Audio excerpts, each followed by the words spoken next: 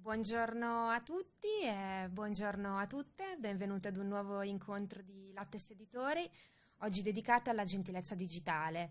Faccio questa breve introduzione prima di lasciarvi al webinar di oggi per darvi un paio di informazioni organizzative e logistiche, perché il webinar di oggi, come sapete, è un po' diverso dagli altri, perché si terrà in lingua inglese, visto che il nostro ospite è americano, però avete a disposizione la possibilità di utilizzare il supporto della traduzione tramite sottotitoli. È una traduzione simultanea, non so se qualcuno di voi l'ha già utilizzato, se la vedete già comparire sui vostri monitor. Attivarla è molto semplice, perché nella barra degli strumenti che avete in fondo trovate proprio una voce mostra o nascondi sottotitoli, che potete selezionare, e da lì potete selezionare le lingue di traduzione. Quindi insomma speriamo che possa essere un supporto nel caso vi fosse utile. Un altro paio di informazioni: come sapete, questo vale per questo come tutti gli altri incontri, il webinar viene registrato, e la registrazione così sarà a vostra disposizione sul sito di Lattes a partire dai prossimi giorni. Come sempre è previsto un attestato di partecipazione che riceverete via mail. Adesso spendo 2 parole per introdurre gli ospiti di oggi. Intanto qui con me in studio c'è la collega Carmela Giglio, che è responsabile del coordinamento editoriale e della collana di saggi di cui appunto il professor Marcinek, che è qui con noi, è uno degli autori. Il professor Marcinek è Digital Learning Officer presso la Buckingham School di Cambridge in Massachusetts, ed è stato un vero e proprio pioniere dell'innovazione, perché ha collaborato con il Ministero dell'Istruzione degli Stati Uniti ed è stato appunto ambasciatore di un progetto per la Casa Bianca. Ha un passato di insegnante, formatore e dirigente scolastico, e la collaborazione con Lattes nasce proprio su questo progetto dedicato alla gentilezza digitale, di cui andremo a parlare nell'incontro di oggi. Io adesso mi taccio, switchiamo in lingua inglese, lascio la parola alla collega Carmela Giglio. Buon ascolto. Grazie Letizia, adesso anch'io mi switcho e passo al mio inglese, che spero possa essere fluent, ma insomma Andrew Marcinek, oltre ad essere un brillante professionista dell'education technology, è anche una persona molto empatica, quindi avrà sicuramente pazienza. Hi Andrew, it's a great pleasure having you here. I'm very excited, we are all excited for many reasons. First of all, we truly loved your book and your project, as you know. Second, I'm not very confident with my English, but I will do my best. And third, this is our first international interview with an international author, with such a great expert in education, so we are also excited for this reason. I don't want to waste our time, because I have so many questions for you, and I go straight to the questions I want to ask you about your work. The first question I ask you is about the title of your book, Digital Kindness.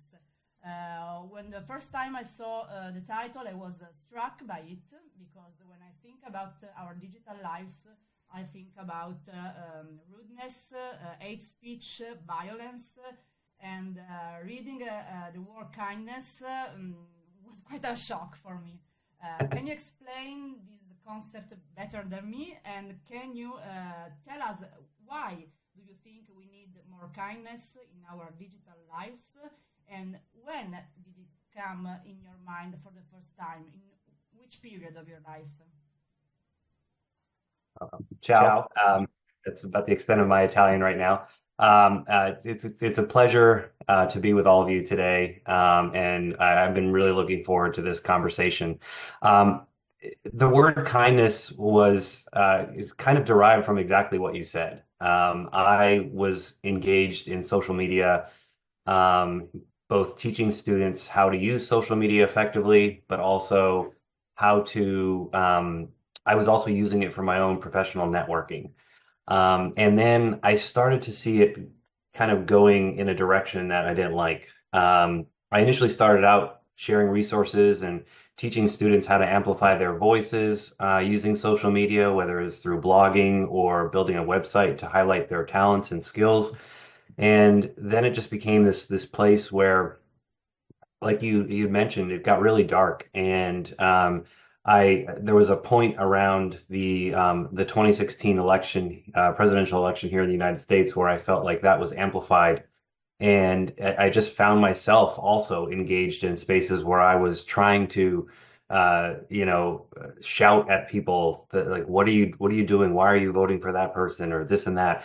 And I just had to step back from it all. And I actually took a break from Facebook. I took a break from social media. I took the apps and I moved them to different places on my phone. And I really didn't engage for about a year and a half or so. And that was because I really didn't feel like I was doing anything productive. And I also felt like I was being, you know, coerced into these spaces to not just to share and to support each other, but I was angry. And I could feel, as we all do. Where I in the book I analogize it to when you're driving and somebody does something wrong and you get what we call here in the States the road rage, and you get really angry. And so that's kind of where I saw kind of a correlation between what's happening on these social media platforms, but then also how Facebook and a lot of these other social media platforms were dialing up the heat and feeding us stuff that was going to make us angry. And so I thought it was the perfect time to, and this was also, I started writing this post pandemic, and really felt like this was the time where we needed kindness. And I hope we can get to a place where kindness is the lead in these spaces. It's still not there, but I'm hoping with this book and other writings and other things I'm doing, that we can start to teach students in the classroom how to take offline civility, which you would have with somebody face to face, and apply that into the digital world.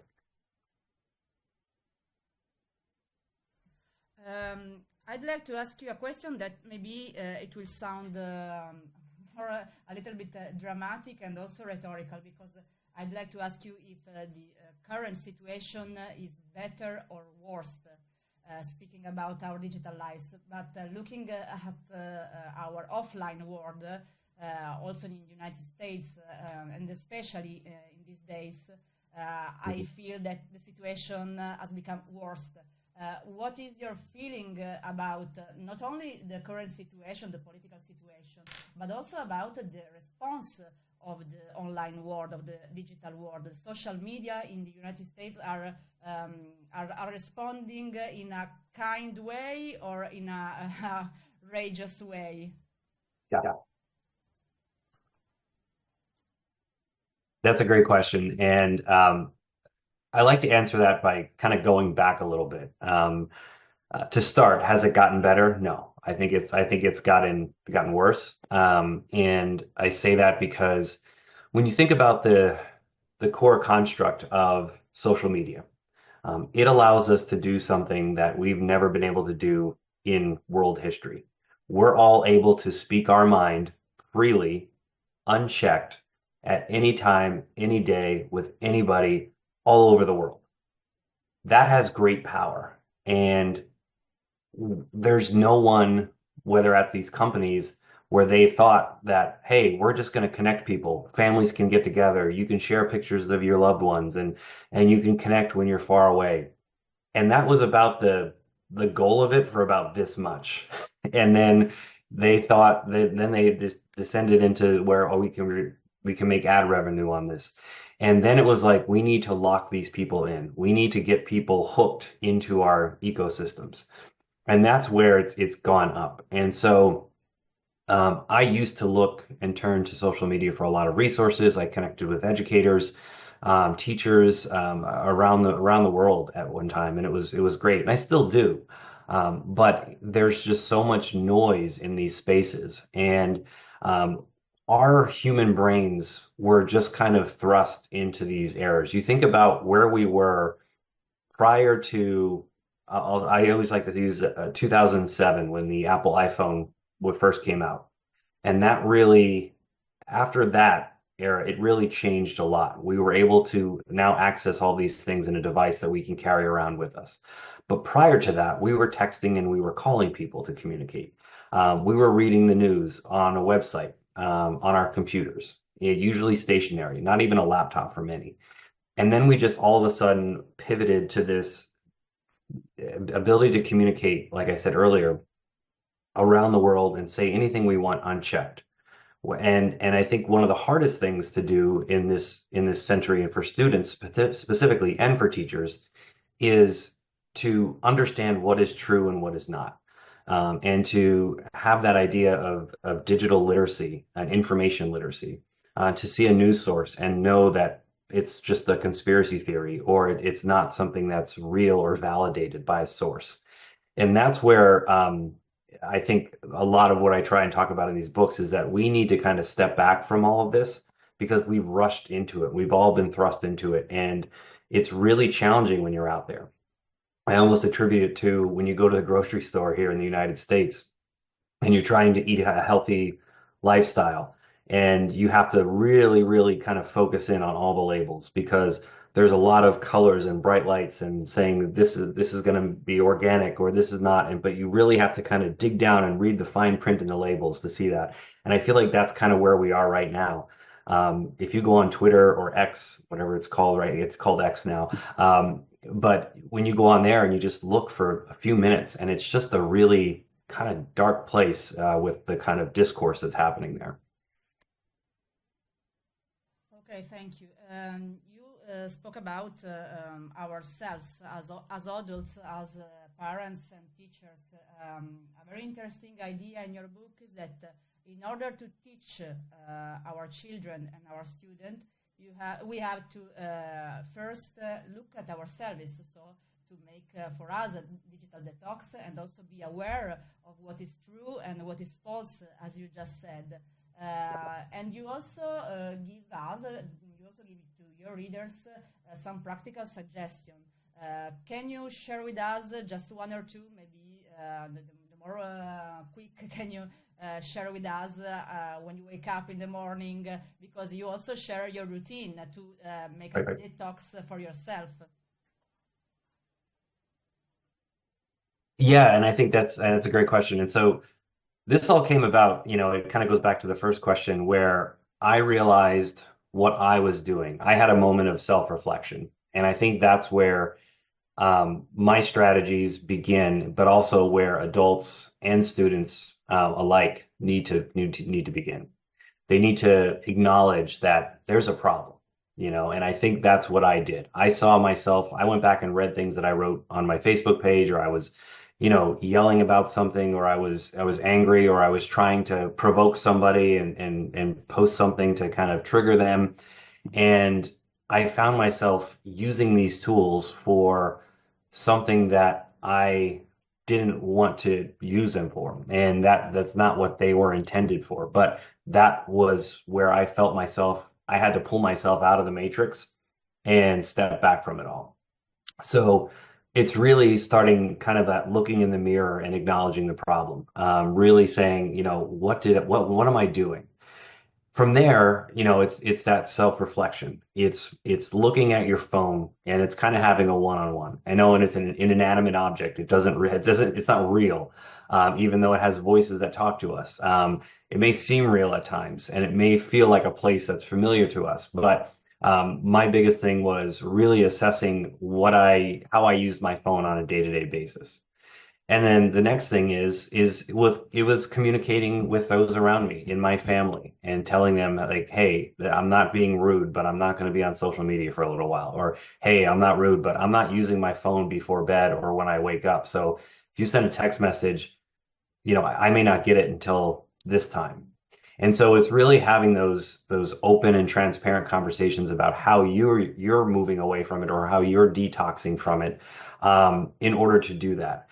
And when I went through this experience, my biggest finding was that I felt better. I felt less stress. I felt less anxiety. I felt almost lighter. It is as if I had been working out for like a year and I just felt good and eating good.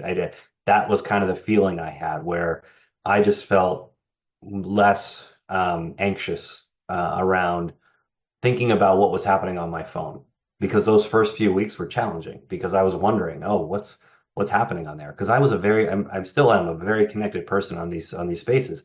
And so it is challenging in the beginning to step away, but eventually it's the first step to getting there and making that happen. Like they said, when you're trying to train to run a marathon, that first mile to get off the couch is always the hardest. But then you'll get there and you'll progress. And you're a runner, by the way. Yes. So do I, but worse than you. I have to interrupt our conversation because we have, I think, a little technical issue. So I ask you if you can adjust your settings and put your language as English. Yes. Okay. English and Italian output. Can you do that for us? So in the subtitle, you can choose your language, and I think there is something wrong in the setting. Ne approfitto per dire ai docenti che ci stanno seguendo che comunque vi verrà inviata poi anche una trascrizione dell'intervista, quindi vi arriverà il materiale, proprio in virtù del fatto che abbiamo avuto questo problema tecnico iniziale, quindi vi arriverà anche tutto, insomma, il set di domande e le bellissime risposte, molte delle quali abbiamo improvvisato in questo momento, perché anche la situazione politica attuale sta cambiando negli ultimi minuti e mi sembrava interessante chiedere a chi vive negli Stati Uniti quale fosse la percezione della cosa, quindi vi arriverà tutto tramite mail. Can you try with a test? Can you speak? yeah, sure. How does that sound? Okay. Can you see something about yourself? Hello, my name is Andrew. I'm the author of Kindness. Okay. It works. Okay, it works. Okay, thank you. Okay, thank you. Sorry for the interruption. In your book, another thing that I appreciate very much, and also we as publishers have the same approach, is the practical approach of your book. It's not only theory, but you give many suggestions also to use using classroom, so with the students. Can you share with us one of these activities that you made with your students? Maybe one funny or a particular effective. I prefer funny.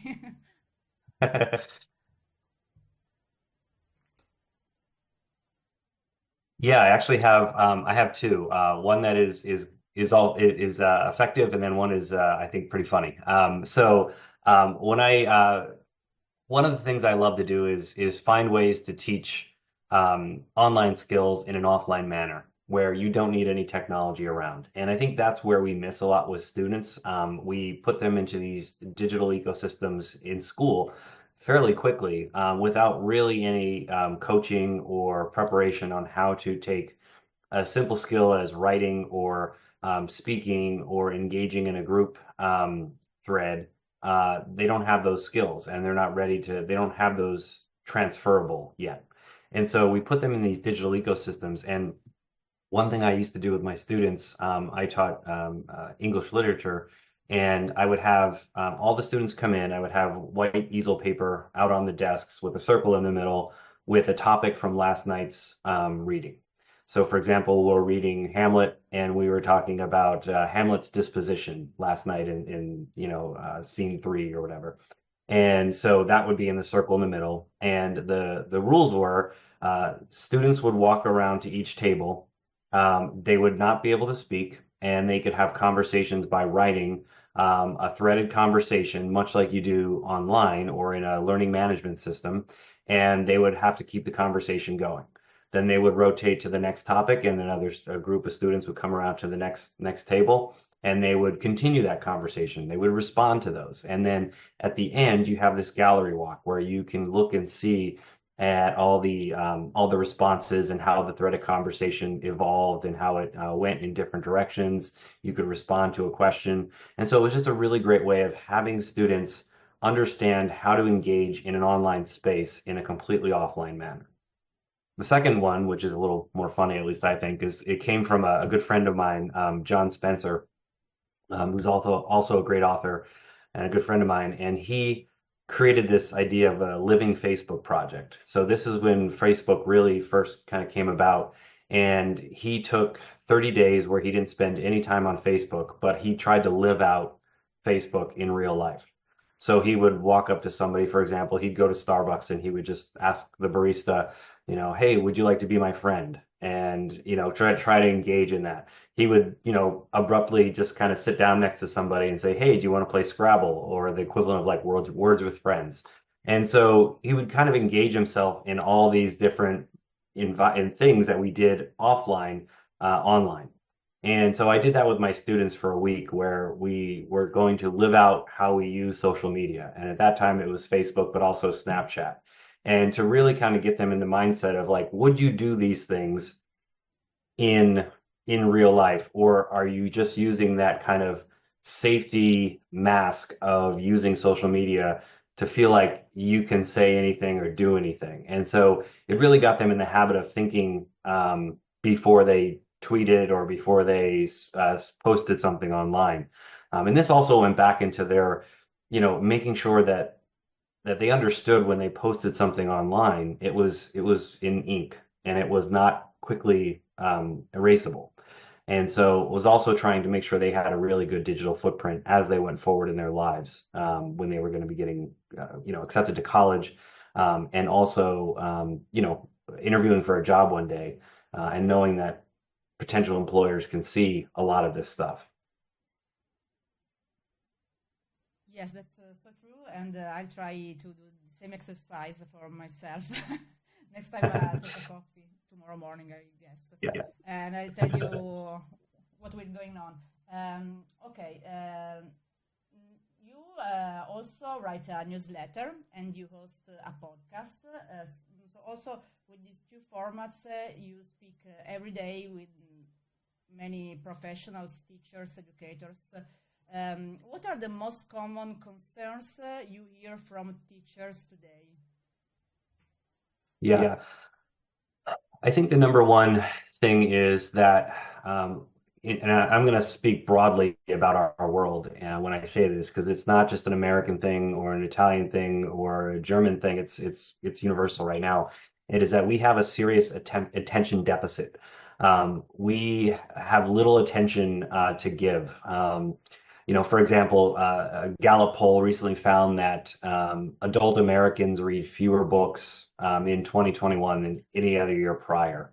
Among 13-year-olds, daily pleasure reading dropped 35% from 1984 to 14% in 2023. So the ability to read a book, and I find this with myself too. I'm not saying I'm all those books behind me, I'm just reading them all day, every day.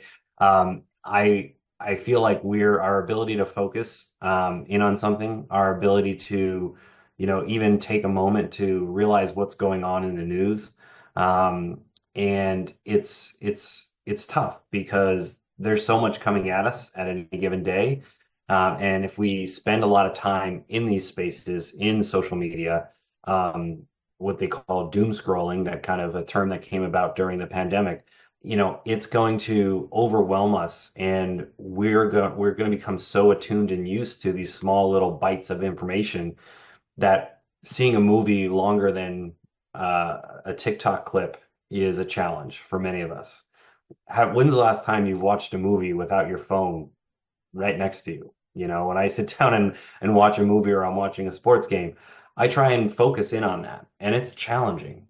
When I'm reading a book, I try and like put my phone in another room and just go outside and read, because if that phone's there, your mind is not completely in tune to the book. I also say the same thing about conversation. I feel like conversation is something that we struggle with as a result of having these tools, because our ability to focus and actually actively listen to what someone's saying is a challenge for a lot of us today. And these are what I'm hearing from teachers, what I'm seeing, not just in K-12, but I'm hearing this from colleges and university professors who are struggling to get students to read a book, or to get students to complete assignments or focus in on the class. And so that's where I feel like a lot of this, going back to what I talked about earlier, this idea of detoxing and acknowledging that we're not able to focus. And that's all you have to do. You have to ask yourself, when's the last time I was able to watch a movie without my phone? When's the last time I was able to have a conversation without, having to check my phone? When's the last time I was able to read a book through? A lot of people can't say that right now. I struggle myself to read a full book cover to cover. And so, I think that's one of the biggest issues that teachers face on a day in and day out basis, especially because we do have technology in the classroom. So, keeping kids, making sure that we're intentional about our technology use in the classroom. The technology doesn't have to be out all the time. When it serves the purpose of the lesson or whatever's happening, that's when the technology should be present. If it's not, you don't need to have it out. Because I think about how many times those kids are going to access technology when they leave the classroom or when they leave school for that day. And so we need to be really mindful of these things as we're teaching our students. Yes, and I confess that I'm struggling too with this challenge and to put aside my phone. It's not easy. You are an ed tech expert also, and you work with technology in education. So we spoke about the risks in introducing technology into the classroom, but technology also means a large amount of opportunities. Can you tell us the bright side of EdTech? Yeah, I mean, technology gives students so many access points to solve problems. I think technology has been a game changer in the lives of students. When I was going to school, one of the reasons I got into education is I was bored with how my schooling was. I had a teacher in front of the room. He or she would put the notes on the board. We'd write the notes back down.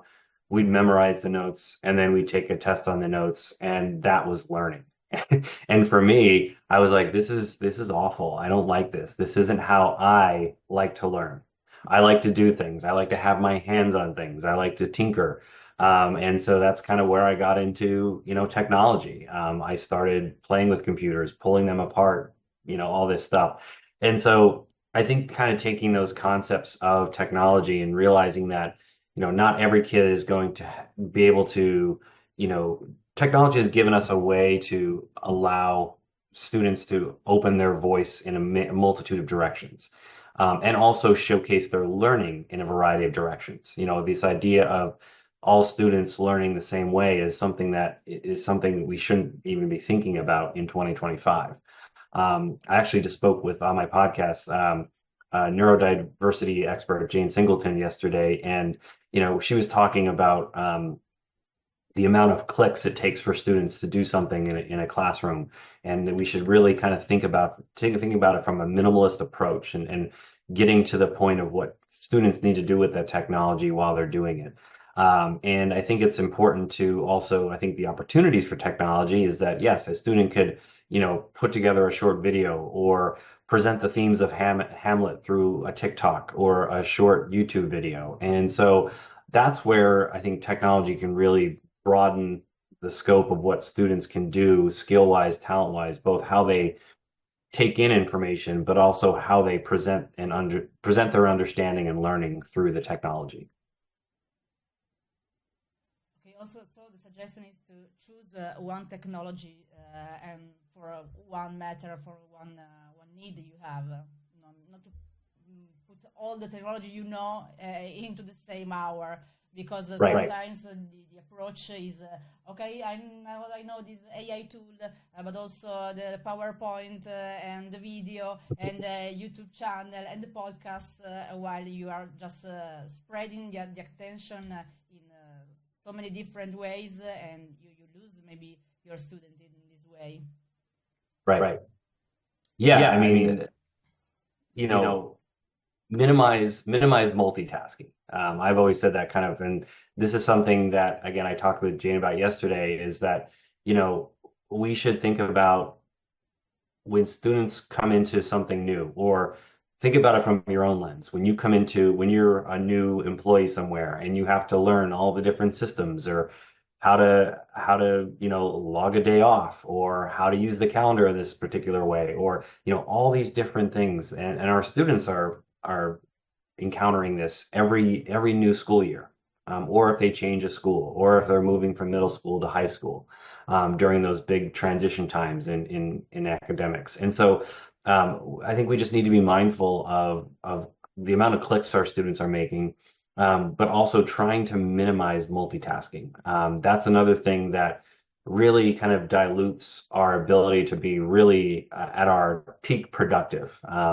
It used to be that multitasking was this like really cool skill, but the studies have shown that it actually decreases our attention and our ability to actually do one thing good, as opposed to trying to juggle 4 or 5 other things. Yeah, I read from our teacher, our listener, Professor Maria Selina Angelini, I guess. I think I spell it well. Good afternoon, she says. Thank you for this opportunity for my long life learning. Louder volume, please. Okay, we'll try. And this message makes me think about another question that I try to ask you right now. Technology are useful also for lifelong learning, and also for lifelong learning of teachers. When I was a child, I think that my teachers wasn't asked to learn during all their life. You have a degree and you start to teach, and that's all. Now we make, with Letizia here also, a lot of activity to teach teachers to improve their work, because it's getting harder and harder for so many reasons. So can you give us a suggestion to introduce technology also into an healthy routine for improve the teachers' professions? Yeah, that's a great question. And I think, and I've said this all along, as I was, about 10, 12 years ago, I was working at a school. We were bringing in one-to-one technology with the Apple iPad.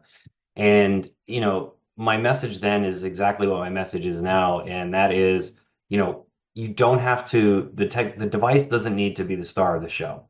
The device is a tool that should work alongside you and or the students. And so that's always been my kind of philosophy of EdTech, is just to find a healthy balance in the classroom.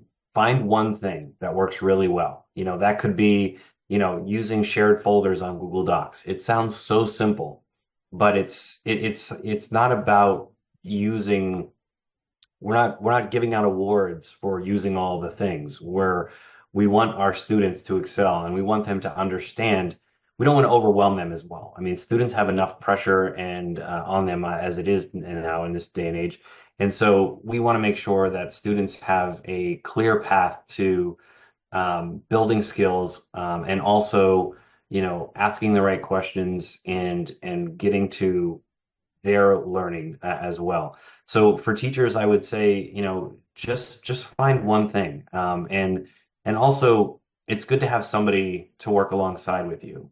If when we first got the iPads and we gave them out to teachers in the summer, they said, "Well, what should we be doing on these?" And I said, "I don't know, play a game with somebody. Like literally, download Words with Friends and play that game. Just get used to using the device, or play a game on. Just get familiar with it." And so. I think the first step is really, like I said, familiarizing yourself with the device, having a partner in this experience, and then just finding 1 or 2 things that work well for your classroom, and then focus in on that. And then every year expand upon that. Like try and add something new to your toolbox. It's the same thing we try and do with students, but we also should be taking those lessons as teachers for ourselves as well. Thank you very much. Now we have to face an inevitable question, and it's about artificial intelligence. here in Italy, we are trying to introduce AI in education, publisher houses, but also in schools, and there is some people doubts about it. Other people are enthusiastic. What do you think about the role of AI in education? Which is the path to use it in a smart and safe way? And I also ask you, what are the policies in the US about this issue? Yeah, it's the great unavoidable question right now, AI in education. So my stance on this is it's a new technology. It's a part of our lives. It's here. It's not something that we're going to be seeing less of. We're going to be seeing more of it. And I think we're seeing now kind of the infancy of this tool and this technology. I see it in schools as being both a support for teachers, but also kind of that next thing for our students. A former colleague of mine, Joseph South, who we worked together at the U.S. Department of Education, recently just said that we're now teaching the AI designers, the AI generation of students that are going to go out and create and design using this tool. So we can't really, as adults, we can't bury our heads in the sand around it. We need to be actively understanding it and thinking about how it works in education. I think a lot of ways in which I've seen it implemented into schools here in the States is really talking about what AI can't do yet, and where AI is getting a lot of things wrong. Kind of breaking down, this is a great technology and it's going to get better. You're seeing the worst of the AI technology right now in 2025. In 10 years from now, we have no idea what that AI technology is going to look like, but we need to start somewhere. And so that's where what we're doing right now. I go back again to when, the iPhone came out and the iPad eventually came out. Students who had access to those devices, they wanted to create applications. I had students that have gone on to be coders and to build apps and to work in the IT industries. And that was because they had exposure and access to those tools and the schools that provided them. And I think the same goes for AI. We need to understand that there's bias within AI. We need to understand that AI is not the end all be all. It's not it makes mistakes. And that AI is something that requires someone to be a really good questioner, and this idea of prompt engineering. And so when I use it, I have it as kind of like an assistant when I have whether it's a question or I'm working through a podcast and I'm trying to, put a script together to really kind of hone in on a question. Like I have an idea of where I want this question to go, but I'm not quite there yet. And I'll kind of ping AI on that. And I think that's where we are right now. And I think students need to understand it. What's happening here in the States is you had about, I think, 10 or 11 state departments of education come out with guidance around AI. And hopefully there'll be more this summer. But then schools are also starting to kind of develop their own policies based off those state policies to just provide guide rails for teachers and students, and also inform parents how we're approaching the subject. Okay, thank you. Don't you think that the conversational nature of AI could increase the loneliness of people and also the lack of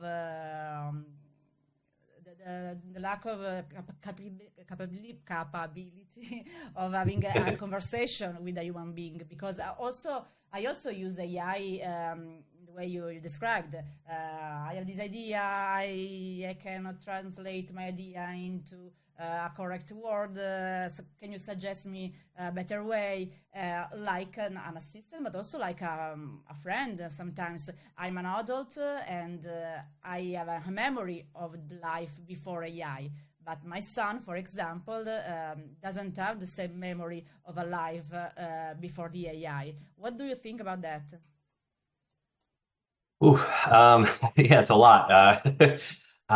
Yeah, I mean, I have a 18-month-old daughter, and she's going to grow up in a world where AI is ever present. Much like I had a few colleagues about 10 years ago that they said, my son is growing up. I had a specific colleague that said, my son is growing up in a time where you can ask a question into the air and Alexa or Siri or somebody will answer it for you. And I apologize if anyone's Alexa went off right now because I just said that. But that's a really interesting thing. And to think about the evolution of asking something a question. I was taught to, go to the library, go through the card catalog, find it, then go find the book, then do the research, write it all down, take notes, annotate, make sure I had my sources correct. Then we had, the Google Wikipedia time. And now we're in this space where, I sometimes get lost in the AI conversations because it is a very interesting conversation because it is a conversation. And now with a lot of the both the ChatGPT and Gemini for Google have the conversational piece to it, which kind of goes to the earlier part of your question where it's like, is this going to be something that can, you know, make someone feel like they're connected to somebody if they are lonely or they are, or they do have anxiety. I was talking to someone the other day about, you know, even thinking about the what we're doing right now in myself preparing for this webinar. I mean, I could actually go to the AI and put in all of your questions and have that conversation. So I could practice the webinar before we're even doing it.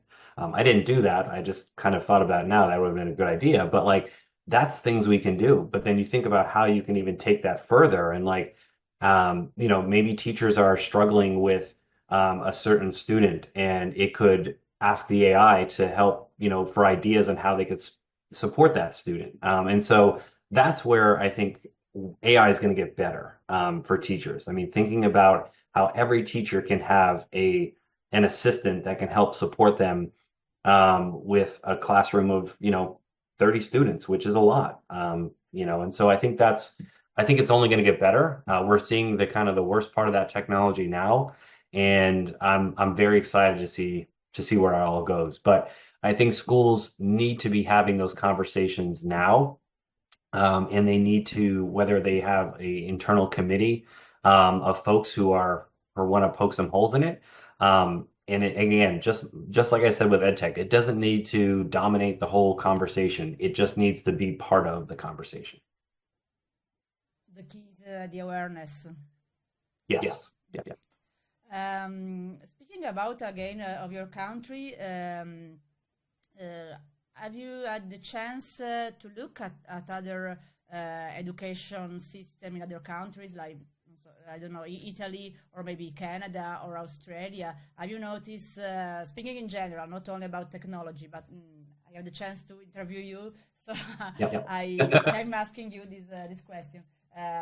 Because we are in Europe, we think at you American people with a very practical approach, also in education. While here in Europe, we are more in love with theory and with our past, while you are people of the present, of the future, with a very practical approach.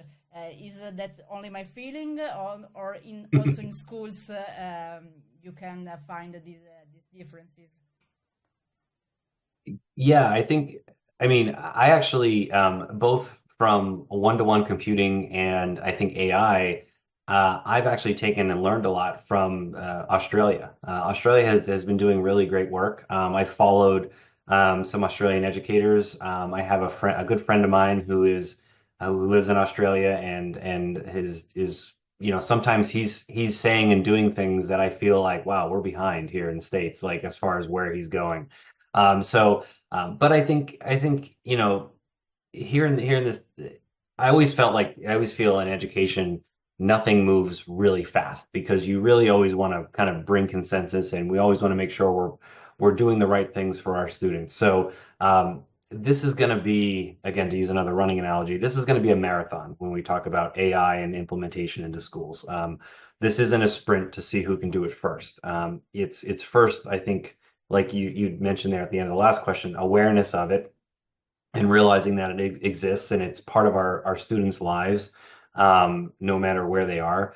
And it will be a part of their life going forward. And so I think it's really a unique opportunity where I think countries can learn from each other. We can learn from what you guys are all doing in Italy and in Germany and in the UK and here in the States and in Canada. And so I think it's really a global thing. And that's what I love about technology is that it can really span the globe, and really we can all learn from each other on how we're approaching it, how we're using it, and how we're going to bring it to our students. And I think that's a really great part of technology, is that we can all share and have these ideas, and even what we're doing here today. It's just I think it's really a great opportunity to learn about AI together. Yeah. Yes, I think it's the same thing.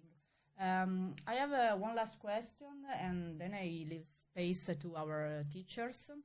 Great. My question is about not only technology, but it's about education in general, and about what makes you feel hopeful about the future of education. I'd like to give you also my personal idea, and it's about the role of teachers. I know so many teachers from my work, and I find that they are the future of education, because their passion, their dedication, their talent are skills that nor AI or other technologies could replace. And so my hopeful view is put on the teacher's shoulders. What's your perspective? I love that, though. You started with the passion for the teachers and the passion of teachers. I think that's what makes it all work, right? I mean, that is exactly the core of a classroom. It's the teachers bringing to life skills and ideas for the students. I think my excitement is, we think about how, what I'd like to see change, and I think where I'm hopeful for in education is I'd love to see this idea of, we spend a lot of time thinking about time in education. How many days of the year kids are in school, what the hours at which kids are in school, the specific subjects they take. And when you think about how, look at interdisciplinary learning and how it's kind of all almost coming together, I'd love to see shifts in school schedules and school dynamics and school design. I think really designing, kind of doing a redesign of how kids come to school, how they approach it, especially in a world where we have folks who work in remote locations, and we have folks who work in hybrid opportunities, and that takes a skill to be able to sit in your house and work. Takes skill and takes focus and takes attention. And so I'd like to see, I'm hopeful for the exact reason you said, is that I think I'm excited to see what educators can do with AI and how they can and expand it into the curriculum areas. I'm also hopeful that this generation of students that's coming next, I think about my daughter all the time and what she's going to encounter in schools. And I hope that, like a small sliver of my book's message will creep into the next generation of, this idea of, yeah, we need to step back from our phones, or I don't need a phone. It's something it will come in handy, and I think that's where I'm really hopeful that kind of takes shape, or will start to take shape, and that we rely less and less on arguing in these social media spaces. And I'd really like to see students use them to highlight their voice and their talents and their skills, like they were when a lot of these tools first came out. So I am hopeful. I am always optimistic about education. I think it is one of the strongest professions in the world, and it's the most durable profession in the world, and it's one of the most essential professions in the world. And so I think that says a lot about where I think education can go, and I'm hopeful that with new technologies and new designs, education can be malleable and flexible and meet the needs of the next generation of students. There's a beautiful perspective, and I share the same hope. And I thank you so much. You wrote a beautiful book, and you also allowed us to have a beautiful hour. I ask now to our teachers, also in Italian, if they have any questions. Avete delle domande per Andrew Marcinek? Io vi ricordo che allora, adesso parliamo un istante del suo libro, credo che sia già arrivato il link in chat, ma vi ricordo che oltre a comprare il suo libro, comunque Andrew, come dicevo, ha una newsletter, ha un podcast in cui intervista insegnanti, educatori, quindi è un ottimo modo per quello di cui si parlava prima, cioè il lifelong learning. Ascoltare un podcast come quello di Andrew è sicuramente un'opportunità preziosa di imparare, e se avete domande mettetele in chat tranquillamente, io cercherò di tradurre e insomma risponderemo. Just we are waiting because maybe our teachers are a little bit shy because we're American, so I'm harmless. You are speaking from Boston, I don't recall. Yeah, I'm my family and I live in Boston, Massachusetts. The podcast name is Digital Kindness, that's correct? Digital Kindness Podcast. Yes. And you can find it on Spotify also. Spotify or not all the platforms. All the platforms. Yes, and also it's a video podcast. Yes, so it's my name, Andrew Marcinek, on YouTube. You can find me there, and you can actually watch the podcast. And there's all kind of translation ability to translate it into Italian. But you have to buy the book first. No, I'm joking. I'm just joking. Yeah, buy the book. By the book first. I really suggest this book because it's a very great reading for all the teachers, but also I think for parents, for every adult that have to face this time, and it's a very nice reading. So have a look at the book, Vite, then listen to the Andrew podcast, and I thank you again so much. I call Letizia here right now. Thank you so much, Carmela, and thank you, Andrew. Grazie anche a tutti e tutte voi per averci ascoltato e seguito. In chat troverete il link che ho condiviso con appunto il libro del professor Marcinek e anche con il suo podcast e il suo canale YouTube, così se volete seguire in modo più costante le sue attività li avete tutti i riferimenti. Noi ovviamente siamo a vostra disposizione se c'è qualche domanda, ma visto che siamo in fase di ringraziamento vi ricordo i nostri contatti, così se magari anche a posteriore vi venisse qualche dubbio, qualche curiosità, qualche domanda, potete contattarci o sui nostri canali social, ci trovate su Facebook, YouTube, LinkedIn e Instagram, oppure potete iscriverci all'indirizzo formazione@latteseditori.it. E se date una sbirciatina sul nostro sito trovate anche i prossimi appuntamenti, sempre abbiamo un calendario di webinar in cui trattiamo diversi argomenti, vi invito ad andare a controllare, magari trovate qualcosa che vi interessa, potete iscrivervi. Okay, thank you again, Andrew. Have a nice evening. I don't know what time it is. It's afternoon. It's morning. 11:30 a.m. Okay. Thank you so much. And let's see again, I hope. Thank you very much. Thank you very much, bye. Grazie a tutti e a tutte, grazie. Grazie anche a voi che ci avete seguito.